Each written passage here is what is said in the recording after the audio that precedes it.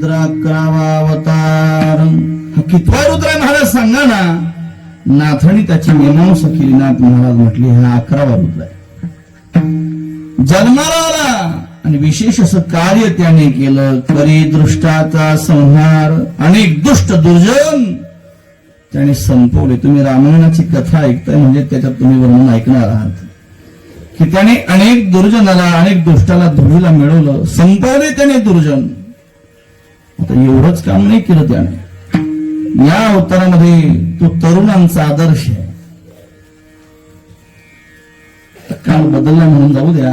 मागे 20-25 वर्षापूर्वी 50 वर्षापूर्वी तरुण तालमीत जायचा तेव्हा तिथल्या तरुणांचा आदर्श हनुमानच.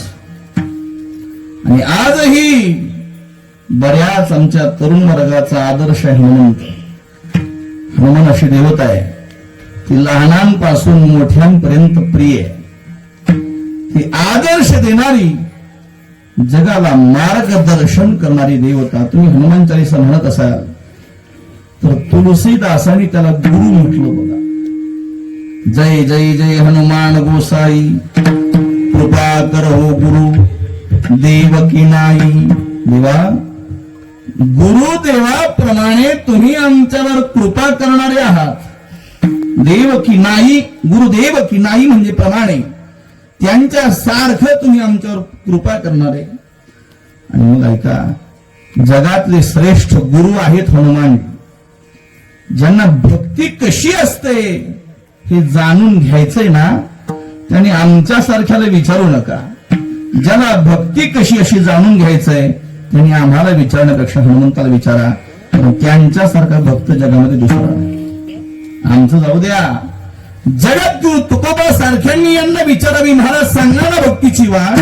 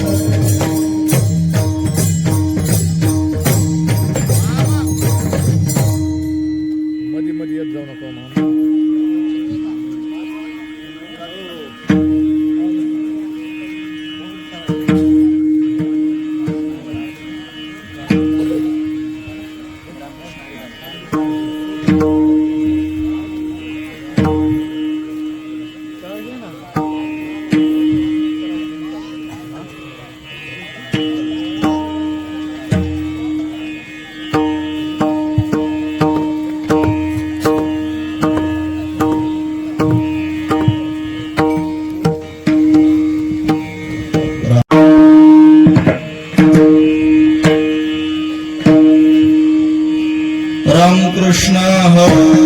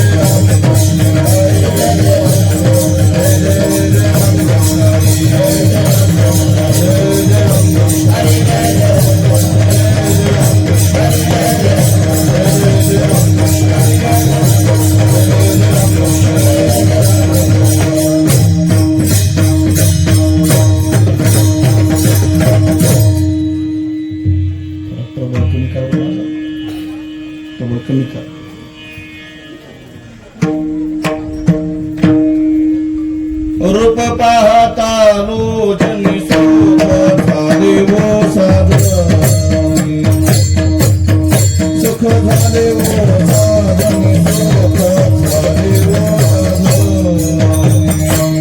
रूप पाहता लोचनी सुख झाले वो साधनी, सुख झाले वो साधनी, सुख झाले वो साधनी.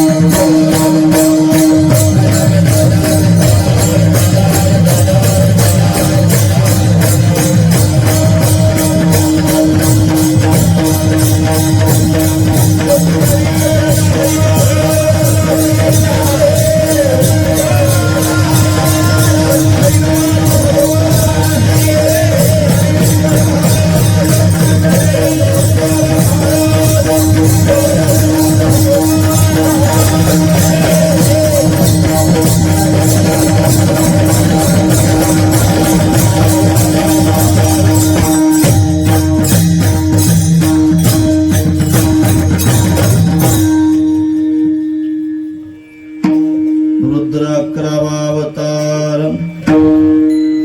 करी दृष्टाचा संहार नाम घेता विघ्ने जाय त्याचा महिमा वर्णू काय अंगी शेंदूर चर्चिला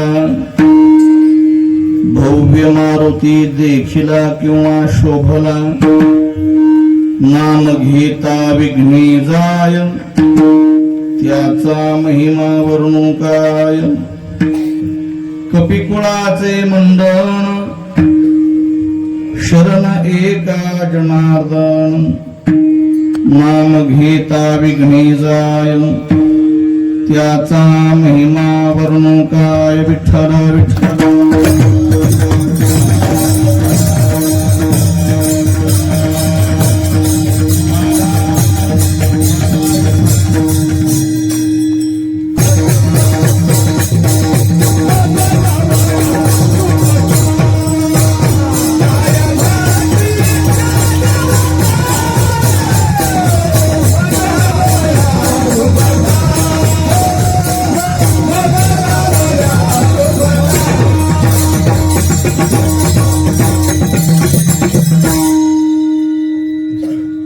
जगद्गुरु तुकोबाऱ्यासारखा वैराग्यवान आणि कोणालाही पाया पडणारा महात्मा नाही नाही नाही तुकोबा म्हणजे करारी बाणा जे खरं ते खरं म्हणणारे म्हणजे तुकोबा आणि ते तुकोबाला या खऱ्याला खरंच म्हणणारे तुकोबा अनेकाची खरडपट्टी करणारे तुकोबा पण हनुमानजीच्या समोर नतमस्तक होतात शरण शरणजी हनुमंता तुम्हालो रामदूता काय भक्तीच्या त्या वाटा मद दावाव्या सुभटा सु म्हणजे चांगला भट म्हणजे विद्वान हनुमानजी तुम्ही विद्वान नाही चांगले विद्वान आहात आणि तुमच्यासारखी भक्तीची वाट जगामध्ये दुसऱ्याला सांगता येणार नाही भक्ती कशी करावी हे हनुमानजीने जगाला शिकवलं तुम्ही रामायणातला एक प्रसंग गांभीर्याने ऐका शांतपणे ऐकत असाल तर लक्षात येईल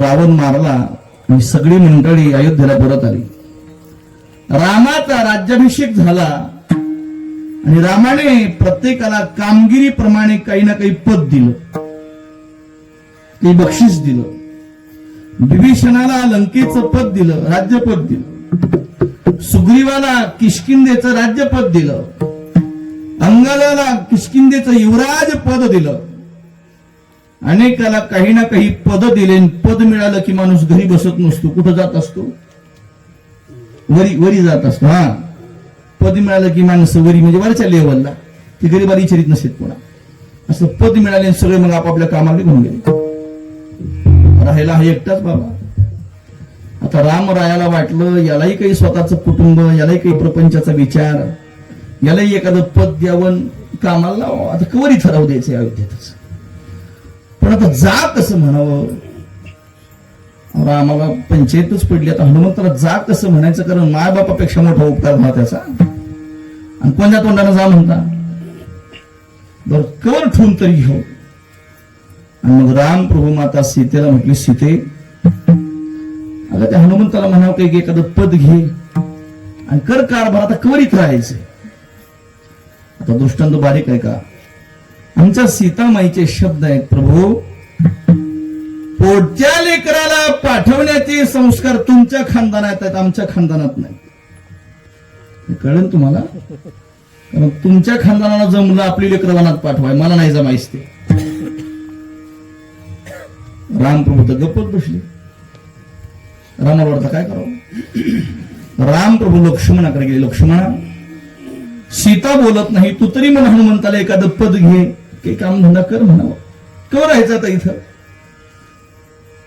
लक्ष्मणजी म्हटले दादा मी हनुमंताला जा म्हणणार नाही कारण त्याने मला जिवंत केलंय आठवा तो प्रसंग मला लागली शक्ती तो नसता तर द्रोणागिरी कोणी आणला असता आणि कोणी उठवलं असतं मला मी केव्हाच गेलो असतो त्याने जीवदान दिलंय मला आणि मी त्याला जा म्हणणार नाही.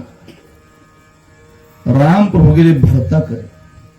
भरता तू तरी हनुमंताला काही म्हण जा म्हण. भरत म्हणला प्रभू आता थोड्यासाठी मी कशाला बोलू, एवढं रामायण झालं कुठंच बोललो नाही, मी तर कशाला बोलायचं, आता थोड्यासाठी मी बोलणार. राम प्रभूला वाटलं तर कुणीच बोलत नाही, आपणच काही बोलावं.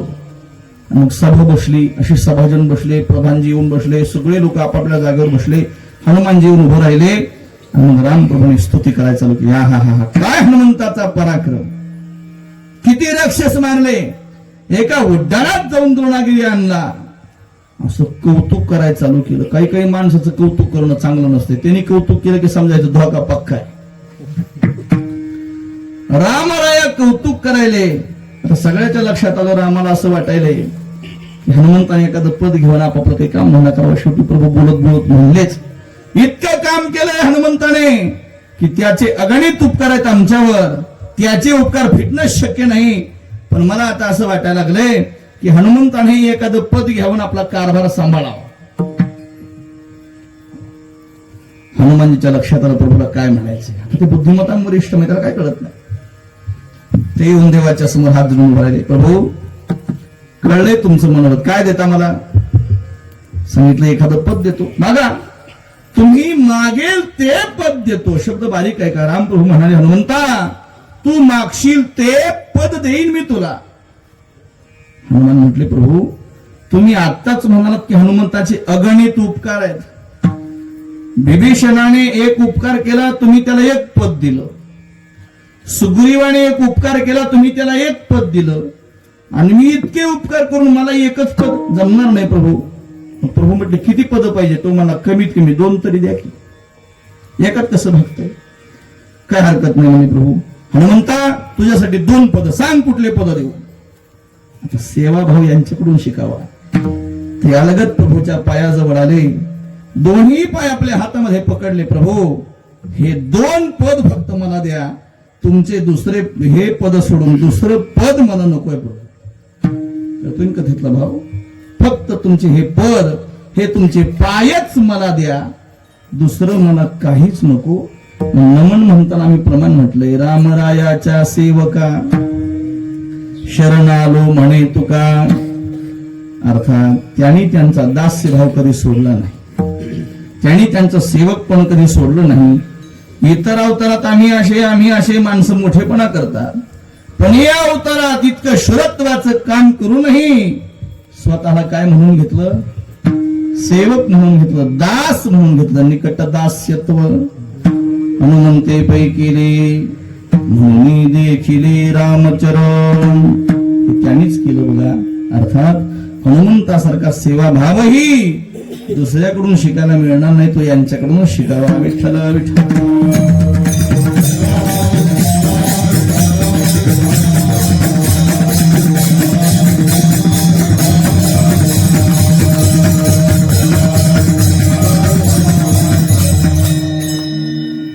आता हे एवढंच नाही, अजून एक गोष्ट शिकावी यांच्याकडून. काय शिकावं. महाराज म्हटले जगामध्ये सगळीकडे विजय मिळवता येतो, पण दोघावर विजय मिळवता येत नाही. एक कामावर आणि दुसरा काळावर. कामावर विजय मिळवता येत नाही आणि दुसरी गोष्ट काळावर विजय मिळवता येत नाही. पण हे इतके बलवान आहेत, यांनी कामावरही विजय मिळवला आणि यांनी काळावरही विजय मिळवला. काम बांधवडी काळ घातला तोडरी. यांनी काम बांधला आणि काळ यांना पाहून भिवून पळायला लागला. विठ्ठल विठ्ठल.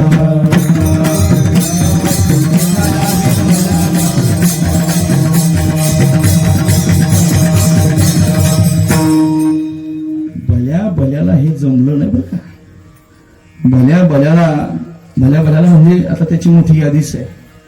मोठे मोठे माणसं कामाच्या हारी गेले ना, वाया गेले. आमच्या नाताने थट्टा प्रकरण लिहिले. नाथ महाराज म्हटले या थट्टेने अनेकाला बट्टा लावला. भल्या भल्या सिला बिला बट्टा, भल्या भल्या सिला बिला बट्टा, भल्या भल्या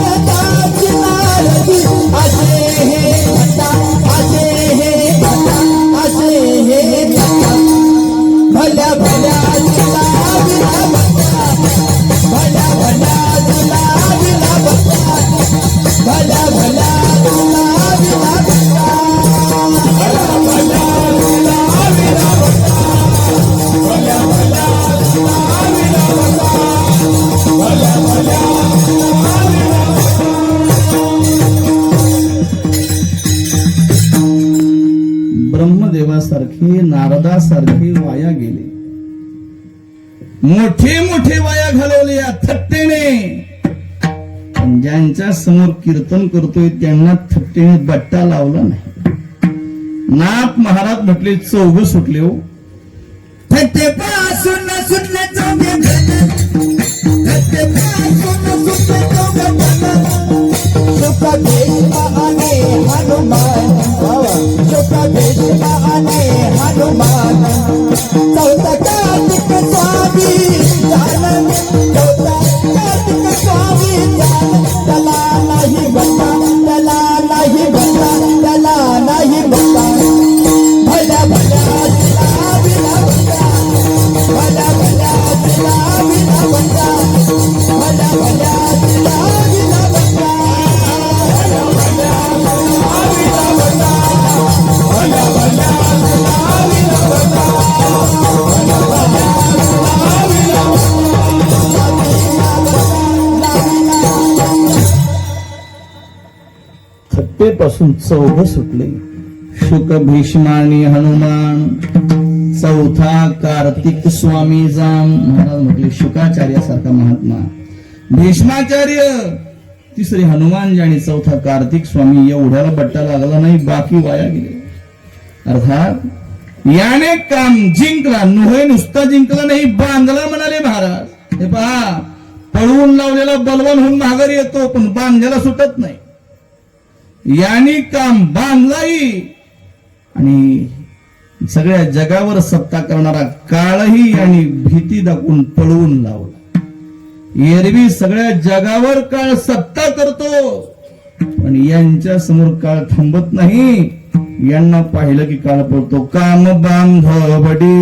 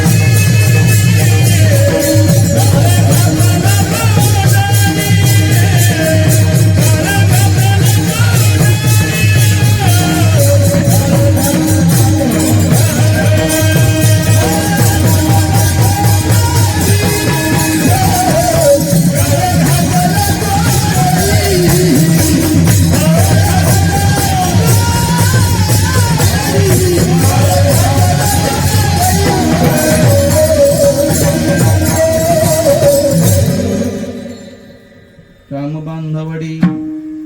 काळ घातला तोडरी तया माझे दंडवत, कपी कुळी हनुमंत. आता बारीक आहे का बघा.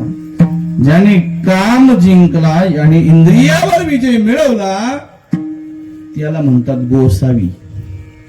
काय म्हणतात त्याला? गोसाई वेगळा आणि गोसावी वेगळा. हे खरे गोसाई. मला वाटतंय ज्यांनी इंद्रियावर विजय मिळवला ते गोसावी. महाराज तुकोबा म्हणाले आम्ही गोसावी. काम क्रोध बंदे खाणे, काम क्रोध बंदे खाणे,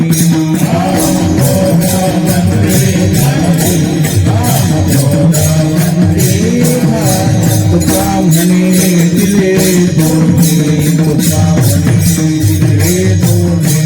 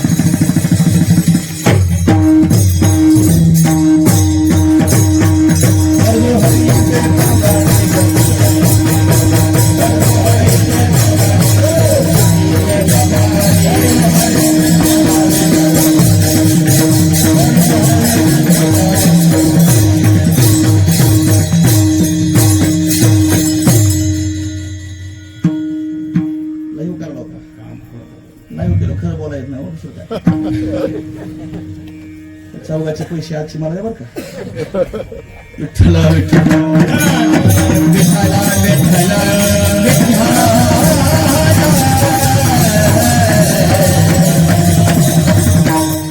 महाराज म्हटले इंद्रियाचे धनी आम्ही झालो गोसावी. अर्थात इंद्रियावर ज्यांनी विजय प्राप्त केला ते गोसावी, हनुमानजी खरे गोसावी. म्हणून हनुमान चालीसेत मागाचा शब्द आहे, जय जय जय हनुमान गोसाई म्हटलं यांना. विजय मिळवला.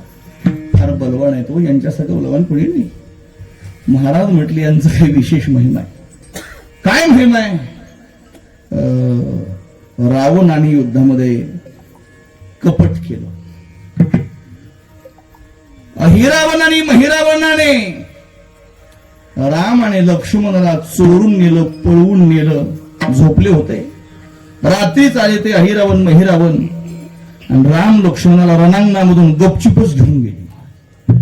नेलं ते पाताळामध्ये आणि मग तिथं नेलं, बांधून टाकलं होतं. बळी देण्याची तयारी चालली. हनुमंताला पंचायत पडले तर काय करावं. आता तो बुद्धिमत्तांवर इष्ट नाही. आता ती कसा मार्ग काढला तुम्हाला माहित आहे. हनुमानजी पाताळामध्ये पोहोचले आणि तिथे बळी होती, बळी देण्याची तयारी चालली होती देवी समोर. हनुमानजीने त्या देवीला सांगितलं, ए सर बाजूला.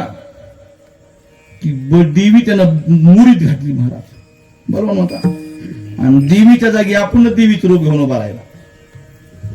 काय होतंय बघाय पुढचं आता. आणि तो अहिरावण महिरावण रामप्रभूच्या जवळ, ए रामा तुझं आता मरण आहे, तुला इथं बळी द्यायचंय आणि तुझी काय शेवटची इच्छा आहे ते सांग मला. आता इतकं मरण्याचा प्रसंग आहे, इतक्या अडचणीत पडतो अमर प्रभू. शेवटची इच्छा विचारतोय तो अहिरावण महिरावण. पण आमच्या प्रभूच्या त्यावेळेला डोळ्यात पाणी आलं. आता आमच्या महाराजाच्या शब्दाशीच सांगतो बघा, लाईव्हचा विचार करीत नाही. रामप्रभू म्हणले, अहिरावण्या हे महिरावण्या, तुमची काय पेशाद आहे माझ्या समोर बोलायची रे. पण आमचा हनुमान वरी आहे रे. तू असताना तर तुम्हा दोघालाही त्यानं दाखवलं असतं. असं म्हटल्यानंतर हनुमंत असा ऊर भरून आला. मोठेपणा आहे का. हनुमानजी रामाचं चिंतन करतात हे नवल नाही. संकट समयामध्ये प्रभू सुद्धा हनुमानजीचं नाव घेतात हे नवल आहे. रामानेही हनुमंताचं स्मरण करावं. स्मरण केल्याबरोबर देवीचं रूप सोडलं, बलवान असं रूप धारण केलं. अहिरावण महिरावण मारले आणि प्रभूला वर घेऊन आले. एकाने नाथाला विचारलं, काय हनुमंताचं मोठेपण सांगताय. नाथ महाराज म्हटले, अरे तसं म्हणू नका. जेव्हा रामावरही विघ्न येत आहे तेव्हा रामावरचं विघ्न घालवतो तोच हनुमानजी. मग त्याच्या नामाचा महिमा आहे. त्याचं नाम घेतलं की विघ्न विघ्न राहत नाही. नाम घेता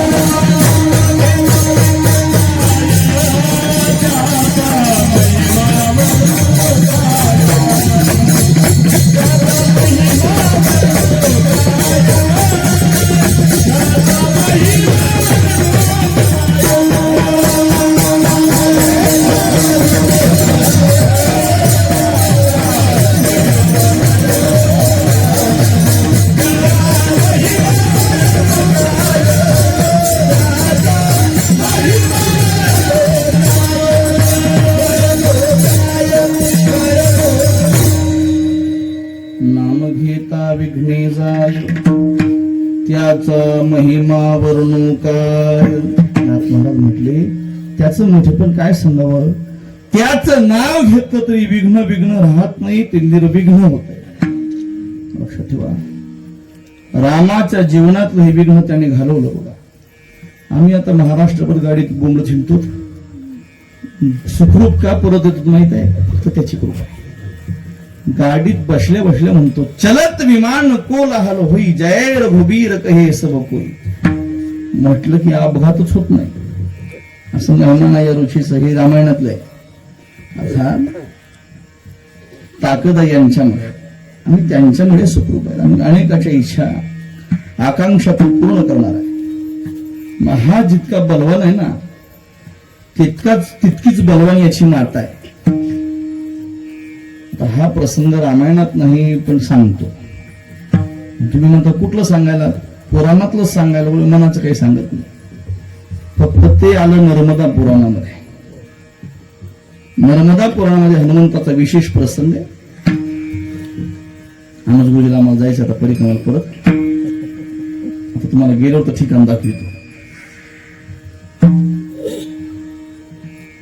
युद्ध संपलं, रावण मारला आणि विमानामध्ये बसून हे निघाले. रामप्रभू, लक्ष्मण, माता सीता, नळ, नीळ, जांबवंत, काही अमात्य बरोबर आहेत, काही प्रधान आहेत, विभीषण बरोबर आहे आणि हनुमानजी निघाले. सगळ्यात समोरच्या सीटवर म्हणजे पुढं विमानामध्ये कल्पना करा. आता पुष्पक विमान काही मी पाहिलं नाही, तुम्ही पाहिलं नाही, अंदाज बांधा काय हरकत आहे. राम प्रभू माता सीता एका सीटवर बसले होते आणि प्रभू काय करायचे, विमान वरून जायचं तर खाली बोट करून म्हणायचे बरं का सीते, हे पहा हा समुद्र ओलांडून मारुती तुला भेटायला आला. सीतामाईनं ते पाहायचं. हे पहा सीते, इथे आम्ही भगवान शिवाची पूजा केली, हे रामेश्वरम. सीतामाईन पाहायचं. असं दाखवत दाखवत दाखवत दाखवत दाखवत दाखवत निघाले आणि मागल्या सीटवर बसून हनुमानजी ऐकत होते, डोळे झाकून. चाललो होतं त्यांचं. हे पहा सीते, हे किष्किंधा नगर, हे सुग्रीवाचं नगर. सीते, इथे आमची शबरीची भेट झाली. सीते, इथे जटायूचा वध केला रावणाने. सीते, ती पहापली पर्णकुटी. इथून चाललो होतं विमान असंच. दाखवत दाखवत निघाले. पंचवटी दाखवली आणि तिथून पुढे विमान निघालं. सीते, हा पर्वत दिसतोय ना, याला ऋषिमुख पर्वत म्हणतात. ही आपल्या हनुमंताची जन्मभूमी. असं प्रभू रामाने सीतामाईला विमानातून दाखवलं. आता हनुमानजी तोपर्यंत गाढ झोपून ऐकत होते, पण जन्मभूमी म्हटल्याबरोबर जागे झाले. खाली वाकून पाहिलं, प्रभू विमान थांबवा. म्हणजे का, प्रभू बरेच दिवस झालो मी माझ्या आईला भेटलो नाही आणि मला आईचं दर्शन करून येण्याची इच्छा. इथे आई माझी बसली असेल ऋषिमुख पर्वतावर, विमान थांबवा, मी खाली उतरतो, माझ्या मातेचं दर्शन घेतो, लगोलग तुमच्या मागून येतो, तुम्ही पुढे जा. फक्त मला इथे उतरू द्या, माझ्या आईचं दर्शन घ्यायचं मला. प्रसंग जरा गांभीर्याने ऐका. राम प्रभू म्हटले, हनुमान, अरे तुझी माता म्हणजेच माझी माता रे. तुला जसं तिचं दर्शन घ्यावं वाटतंय तसं मलाही वाटतंय की तुझ्या मातेचं दर्शन घ्यावं. मग आपण सगळेच जाऊ, सगळ्यालाच उशीर होईल थोडा. म्हणजे काय हरकत नाही. आणि विमान ऋषिमुख पर्वतावर उतरिलं. महाराज विमान खाली उतरिलं. हनुमानजी विमानातून तात्काळ उडी मारली, धावत निघाले मातेकडे. माता अंजनी ऋषिमुख पर्वतावर काही पूजापाठ ध्यान करीत बसलीच होती. हनुमंताला पाहिल्याबरोबर मातेलाही आनंद वाटला. ये बाळा. हनुमंत जवळ गेले. अंजनी मातेने हनुमंताला मांडीवर बसवला. आता हा इतका बलवान असेल तर माय किती बलवान असेल विचार करा. तिने याला मांडीवर बसवलं, तोंडावून हात फिरवला आणि लाडकोड कौतुक करते. तेवढ्यामध्ये प्रभू सीतामाईला घेऊन, लक्ष्मणाला घेऊन समोरून येताना दिसले. तेजपुंज हे स्वरूप पाहिले आणि अंजनी मातेने हात जोडून हनुमंताला विचारलं, बाळा मारुती, हे तुझ्या सोबत आलेली ही दिव्य पुरुष कोण आहेत? मारुतीने नम्रपणे सांगितलं, माते, हे माझे स्वामी आहेत, हे माझे मालक आहेत. अंजनीने विचारलं, इकडे कुठे गेला होता? मग मालकाला घेऊन इकडे कुठे गेला होतास? आई, पित्याच्या वचनाकरता माझे मालक 14 वर्षाच्या वनामध्ये आले, वनवासामध्ये आले.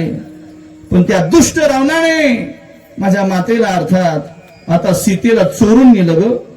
आणि मग आम्ही सगळेच तिथे गेलोत. सगळं रामायण सांगितलं महाराज मारुतीने आईला. आणि हो रावण मारला आणि आता परत निघालो. आता आपल्या लेकाचं असं कौतुक वाटल्यावर आईला बरं वाटावं का वाईट वाटावं? बरं वाटावं नाही का? पण माता अंजनीने मारुती उचलला आणि मांडीवून ढकलून दिला. चल तोंड दाखवू नको मला तू. मारुतीच्या डोळ्याला धारा लागल्या. खाली मान घालून उभारला बाबा. प्रभू रामच पुढे गेले. माते शांत व्हा. काय झालं? नाही प्रभू तुम्ही बोलू नका. याने माझ्या दुधाला लाजवलंय. शब्द बारीक आहे का? हे पुराणात शब्द असेच आहेत. याने माझ्या दुधाला लाजवलंय. झालं काय माते? प्रभू मला आज लाज वाटते, याच्यासारखा मुलगा माझ्या पोटाला आलाय. माते झालं काय? प्रभू हा इतका बलवान आहे, इतकी ताकद आहे माझ्या दुधामध्ये. याच्या जर मनात आलं असतं तर याने लंके सकट रावण उचलून तुमच्या पायात हजर केला असता. पण हा तुम्हाला घेऊन तिथपर्यंत गेला. यानं माझं दूध लाजवलं. याने स्वामीला, स्वतःच्या मालकाला कष्ट केला, दुखवलं. याच्यात ताकद होती माझ्या दुधामध्ये. यानं जायचं होतं, रावणा सकट लंका उचलायची होती आणि तुमच्या पायाजवळ आणून टेकवायची होती. मग म्हणलं असतं हा माझा लेख आहे. आणि प्रभूनच हात जोडले. माते शांत व्हा. आता रामाने उत्तर गोड दिले. माते बरोबर आहे, मला माहित आहे तुमच्या दुधामध्ये ताकद आहे. याने ठरवलं असतं तर राग लंकाच काय, अख्खं ब्रह्मांड याने माझ्या पायात आणून टेकवलं असतं माते. पण हा जर एकटाच गेला असता आणि एकटाच रावण मारून एकटाच सीतामाईला घेऊन आला असता तर तुमच्या एका लेखाचं कौतुक वाढलं असतं, पण तुमच्या या लेखाचं कौतुक कमी झालं असतं. तुमच्या याही लेखाचं कौतुक वाढावं म्हणून मीच त्याला एकट्याला जाऊ दिलं नाही. मी त्याच्या बरोबर गेलो. पण हे सगळं चालत असताना एक पात्र तिथे उभं होतं. त्याचं नाव आहे लक्ष्मण. गुरुजी लक्ष्मण मनात म्हणत होता, ही म्हातारी 17 वेळा म्हणाली माझ्या दुधात ताकद आहे, माझ्या दुधात ताकद आहे. हिच्या अंगात काय ताकद असणार आहे? अशी शंका आली होती लक्ष्मणाला. पण ती माता यांची माया आहे. अंतर्ज्ञानी ओळखलं तिने. ए बाळीकडे, तुझ्या मनात शंका आहे, माझ्या दुधाबद्दल शंका आहे तुझ्या मनात, थांब दाखवते तुला. अंजनी मातेने आपलं स्तन उघडं केलं. बेबत्सपणा काढून दे भाव, लक्षात घ्या फक्त. आणि समोरच्या पर्वतावर आपल्या स्तनातून दुधाची एक पिचकारी तिने, धार तिने त्या पर्वतावर मारल्याबरोबर पर्वताचे 2 तुकडे झाले. आणि तिथून एक नदी उगम पावली. तिला दुधी नदी म्हणतात. तिचं पाणी अजूनही पांढरं वाहते दुधासारखं. ती नर्मदेची उपनदी आहे, म्हणून ही कथा नर्मदा पुराणात आली. आणि मग लक्ष्मणाच्या लक्षात आलं, जिच्या दुधाने पर्वताचे 2 तुकडे होतात ते दूध पिणारा किती बलवान असेल. नुसता मारुती बलवान नाही, मारुतीला जन्माला घालणारी माय सुद्धा तितकीच बलवान. ती उगी नाही महाराज. हजारो वर्ष तपश्चर्या करते बसून तेव्हा तिच्या पोटी भगवान शिवाले अंजनीच्या तपास.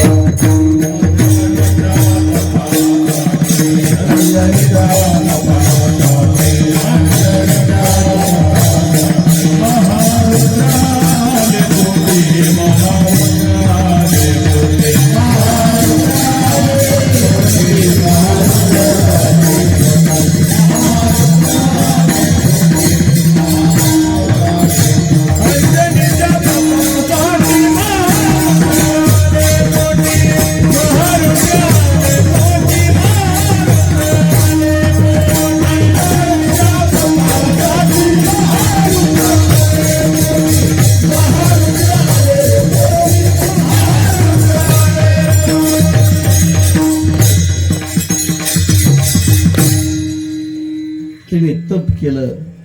भगवान शिव, रुद्राचा अवतार महारुद्र भगवान हनुमान तिच्या पोटी जन्माला आले. अंजनीच्या तपासाठी महारुद्र आले, पोटी जन्माला आला. आता याच्याकडे पाहिल्यास मला जे वाटते ते सांगतो.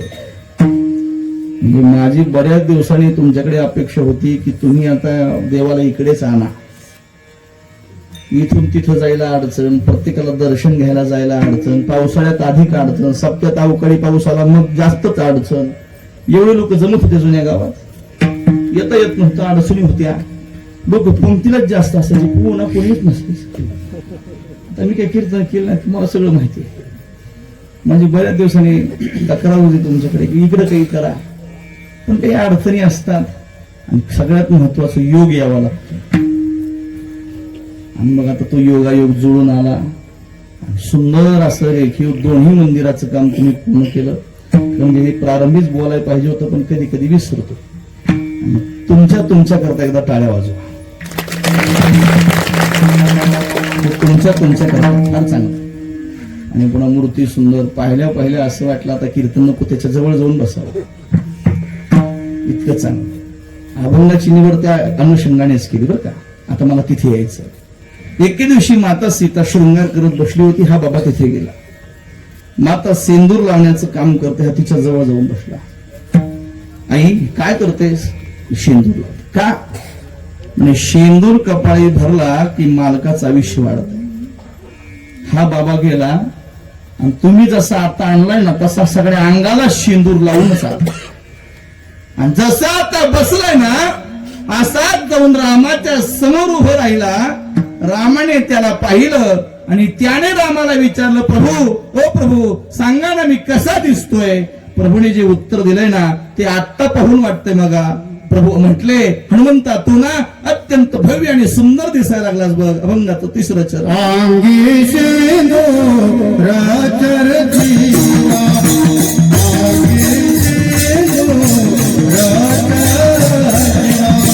अंगी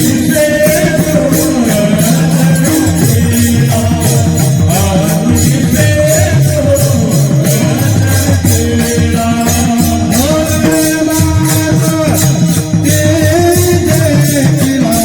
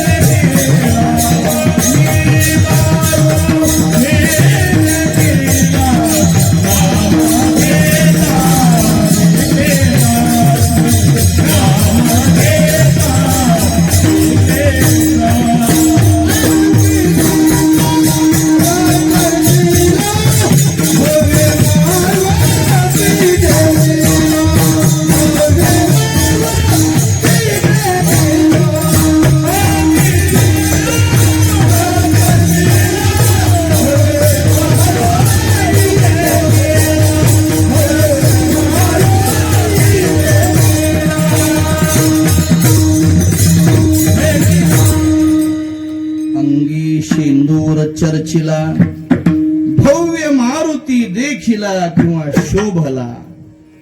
तिथे जसं उभा असेल की नाही रामासमोर तसंच इथं उभा आहे. आणि असा शेंदूर लावलेला असं भरपूर ठसठशीत दिसतो बघा, अगदी छान.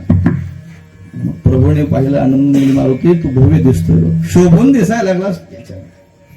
आणि असं म्हटलं की या बाबाने ठरवलं जर माझ्या प्रभूला मी असा चांगला दिसतोय तर मी आता असाच राहणार. आणि तो तसाच राहिला, शेंदूर लावूनच आहे. अजून याने काय काम केलं? महाराज म्हटले याने स्वतःचा उद्धार करून घ्यायचा विचार केला नाही, पण सगळ्या कपीच्या कुळाचा उद्धार याने केला. त्याप्रमाणे कपी कुळ उद्धारिले, मुक्त केले. नाम चांगले चांगले नाम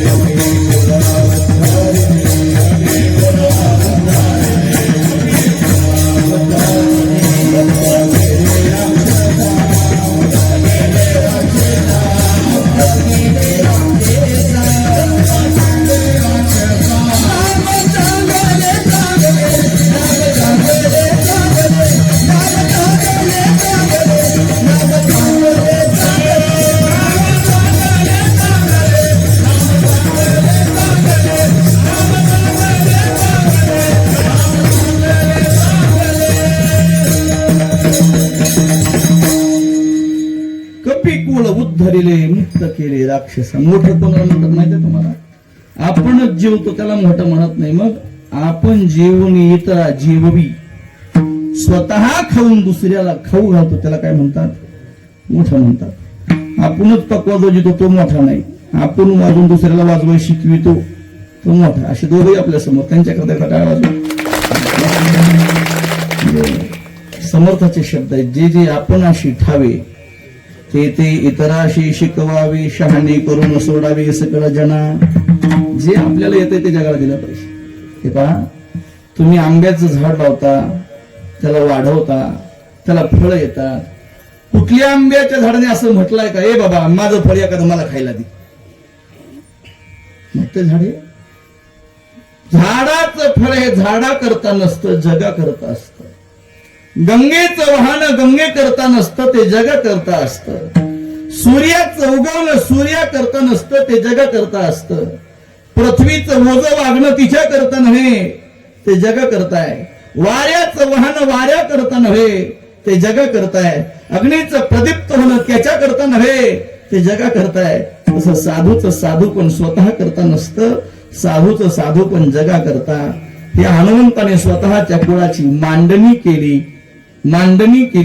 महाराज म्हटले आम्ही त्याला शरण आहोत. अभंगाचं शेवटचं मंडन.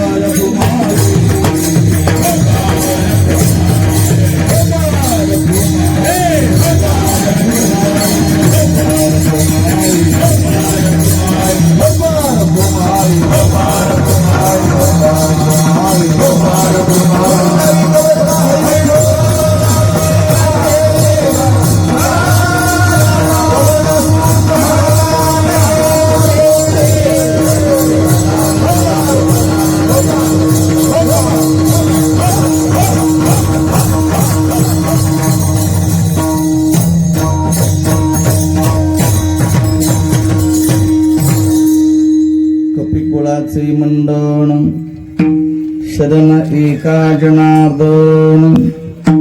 मंडन शब्दात लपले मांडणी. आता आपण जो लोक माहित नाही का, त्यानं चांगलं केलं आणि सगळ्या घराला रांगेला लावलं, रांगेला लावलं, बरोबर का? आता रांगेला लावलं म्हणजे काय केलं? लाईन तो केलं कुठं?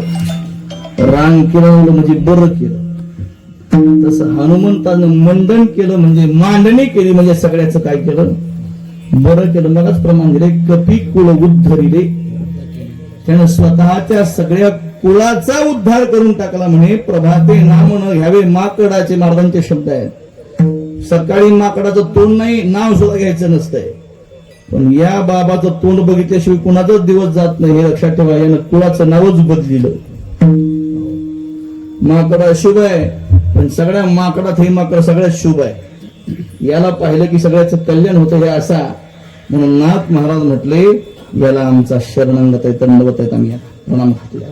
असो, अशा अर्थाचा 4 चरणाचा अभंग सेवेकरता घेतला होता. मला वाटले पोटापुरतं झालंय.